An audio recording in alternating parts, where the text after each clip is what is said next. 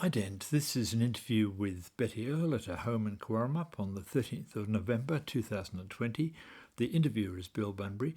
Betty, thanks very much for sharing your memories with us. Where were you born?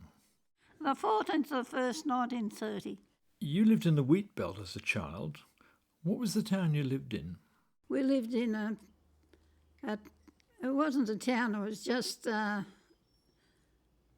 the railway going to Kalgoorlie. I always thought it about 60 miles out of Merredin, and it was quite a community. It had tennis courts and halls, and people lived there.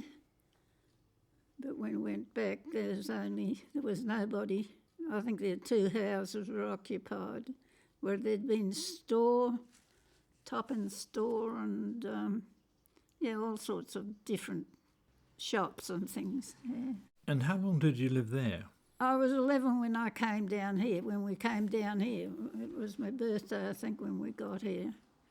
And Dad had been on the farm for over 20 years, which was a bit of because everybody else was walking off, except a few people who had money to stay, sort of had big blocks and that sort of thing. But by 1941, of course, the war was on. That's right, and I think something to do with the government not buying their wheat or something, and then we were chased out by grasshoppers and dust storms, and I think the main thing was they couldn't sell the wheat for some reason. We always went to the farm at Belka for the grandparents' Christmas. They had beds out on the sleep out because it was always hot, because the uncles were all home when we got a collection of presents, which was different when we got down here.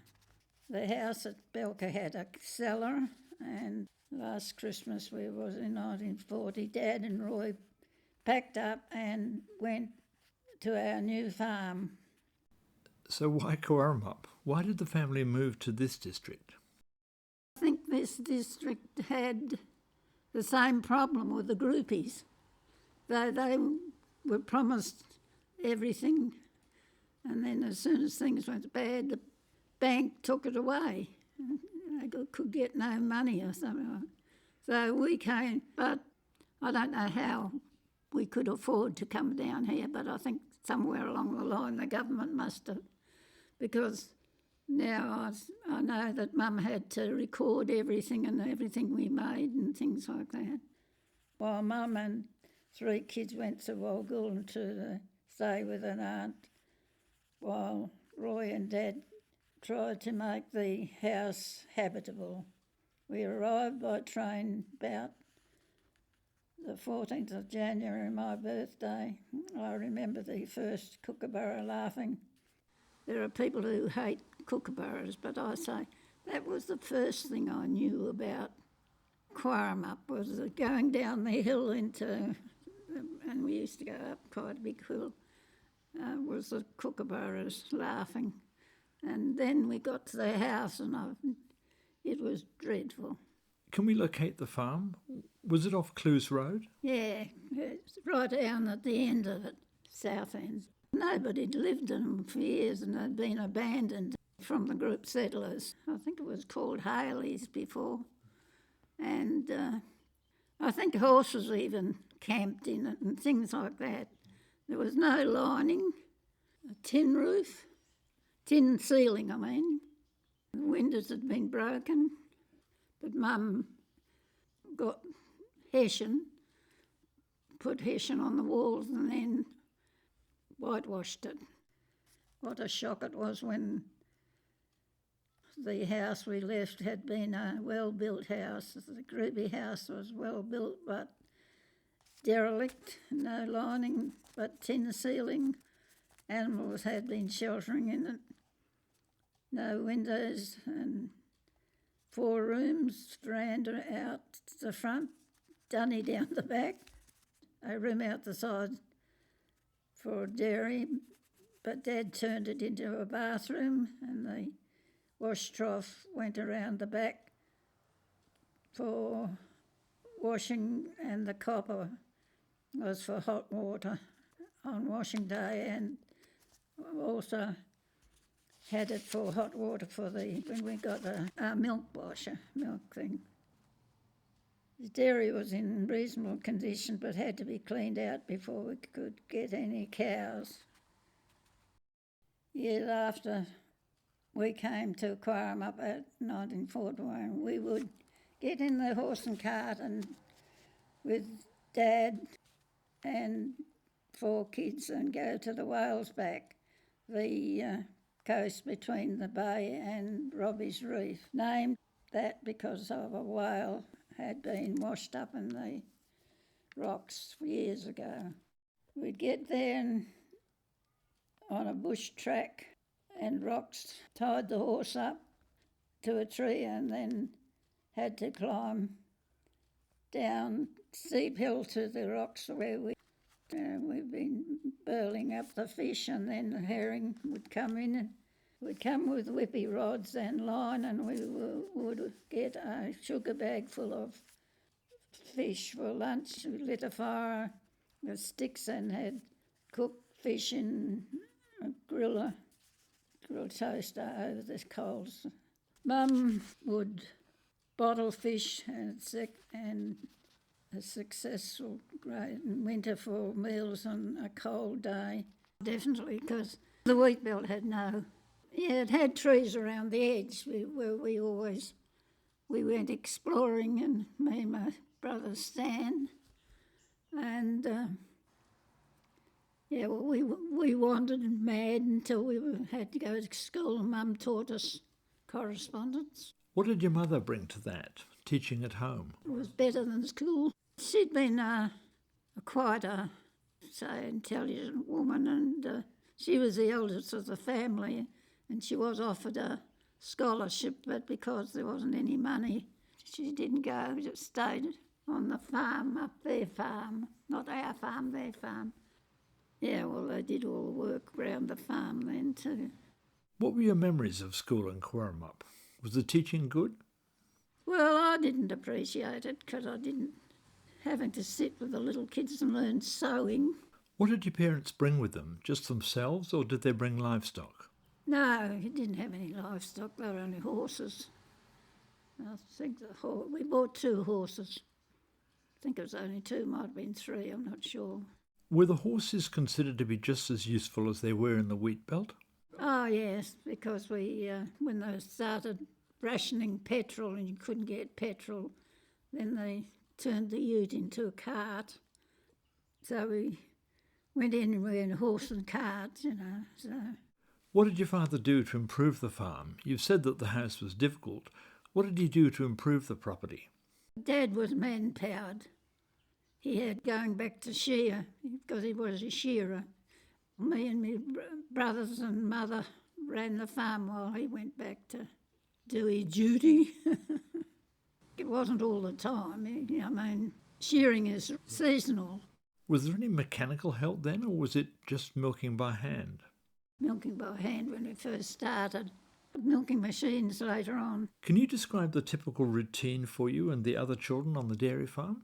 Well, you probably got up, got the cows in and milked the cows, and then had breakfast and anything else that needed to be done. Like we had a lot, the copper to get water to wash the machine when we had a machine. Yeah. Did you have mains water on the farm? No, nothing like that. On the farm we had a tank somewhere, but it was pumped up with a windmill. Growing up, what was your first job? I went to work in the shop in town where Neil's business is now. Is that Stokel's store? Yeah, that's right, yeah. So what was your job there? Oh, just shopkeeping, Didn't stay there long because I didn't like him, nasty old. Had something wrong with him, that he leaned on the counter and smoked all the time and then went to sleep. What was social life like in that time? Were there things that people could do to get together? Ah, yes, there was more than there is. To me, there's more. It's more then, because We had dances most Friday night run by the church, which you had to stop at 12 o'clock because he was a congregational. Was sport important to you? Yeah, we played baddie, and we eventually, later after the war, we had hockey teams and things like that, and yeah, How did you go? What was your best game, do you think? all of them. Only one I didn't play was the squash. Never went to squash. Did that mean you could get around the Capes, like playing at Bustleton, for example? No, down to Margaret River. It was a Margaret River Association, and we were Rosebrook, Forest Grove, yeah, all the. So it was very district-based. Yeah, that's right, yeah. And the football teams too. Cowaramup was a very small place then, and it's still relatively small. What did you notice about the two places, Margaret River and Cowaramup? Well, Margaret River wasn't any bigger than Cowaramup. Yeah, it wasn't much in the street sort of thing. Might have been later on, Birking's had a chemist shop. And You loved horses, didn't you? Was that part of your life here? not really, because mostly you couldn't afford to have a horse because horses would eat 3 times as much as cows, my husband said. How did you meet your husband? He was in the army. I think he was away about 3 years. I never knew him until I saw him one day at the pig sale, and I think he had a terrific boil in his face somehow or the other. So afterwards, I didn't really know him until he came out of the army. I gather that you could have had your pick. Was that right? Where you getting all this stuff? No, I don't think so. Well, I didn't want to marry any of them anyway, and I think Mother was petrified that I was getting with the wrong crew. What attracted you about the man you married? Good man, I suppose, yeah. Was able to have good kids. Tell us about your family. You had children. More hard work? That's right. Especially as we lived over in the old house over there for about 18 years, and yeah, we had 5. Christine was first, then Ian, then Alan, then Neil, in rapid succession. We did manage to stop for a couple of years, and then Were they all healthy kids? yes, except, the occasional cold and earache and sort of things that kids had then. That's when the antibiotics sort of was at its best. Did your family make use of the Margaret River Hospital? 5 children worth, but there wasn't that much other that we went. But the kids ended up there once or twice. But And born there too? oh yes, I born in Margaret, in the old part of it was the Margaret. The Margaret Cecil building? Yeah, that's right. Yeah, went in there because in those days you had to. When you went in to have the baby, you weren't always going to have it when you thought you were, so you stayed in the Margaret Cecil place. I think they still got photos of it up in the hospital. Was the maternity service good? Yes, very good. People you knew would be there. Usually they met them regularly every 18 months. Children rewarding? Yes, of course. We've got one sitting here, so yes. Well, Christine went on to started as a pharmacist and then went on for higher things because she wasn't going to be popping pills all her life. So, and Ian, who I thought wouldn't get past his junior, and then went to Perth to be an apprentice to electricians. Entertainment.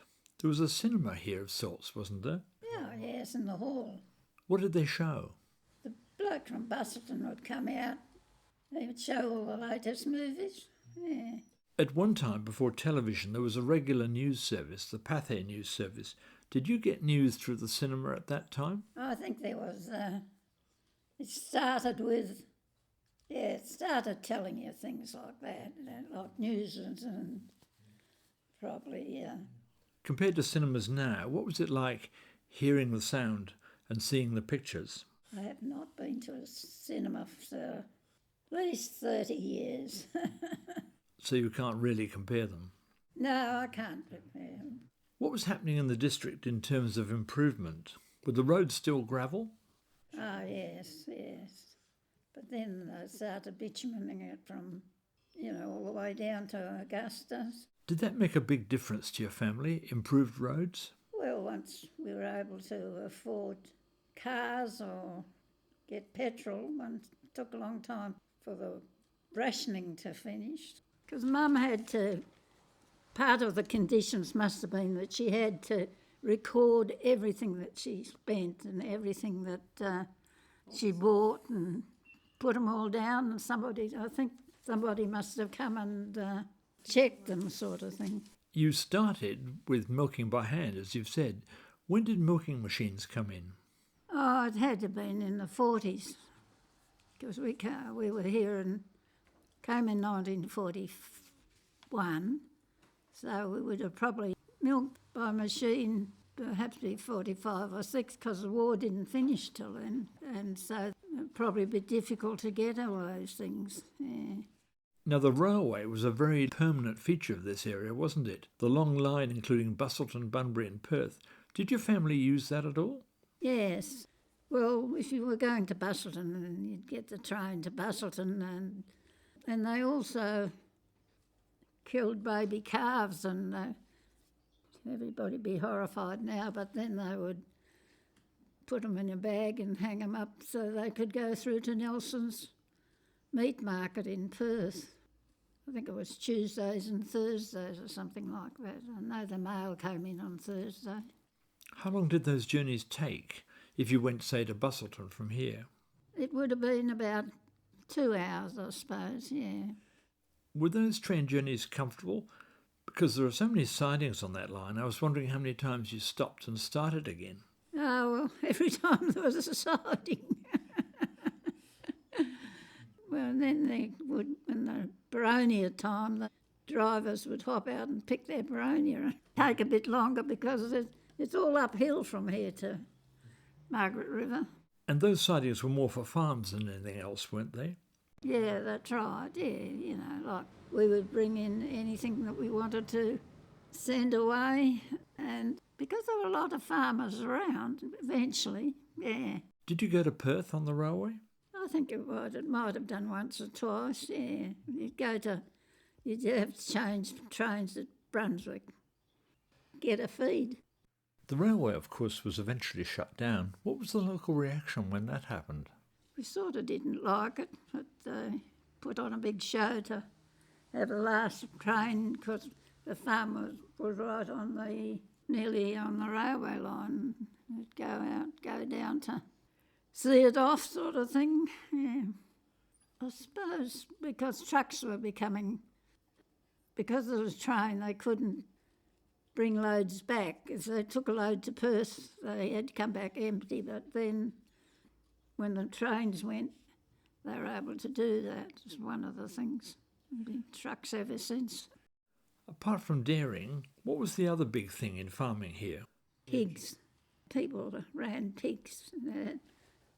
Where the fire station is with the pig sales. Another coastal development parallel with Cowaramup was Gracetown. When was that settled? Well, it was being settled by squatters for years before, and that's why they did decide to turn it into house, mainly for the farmers to have a bit of a shack down, not a shack because they're quite, basically I suppose compared to what there is now, they were shacks. I still own one. Was that for people who were living here permanently? Yes, there were people living there permanently eventually, yeah. But there were also people who had farms in the areas. So you could have a fishing holiday set up as well as having an income from living here? No, just go fishing. No, it wasn't for an industry. Farming has changed greatly from when your family started. What were the big changes? Yeah, well, you know, you had bulldozers in to take down the trees and to get more farming land and more useful appliances yeah, What was the state of shopping when your family started here? better than it is today. Stokels weren't the first one.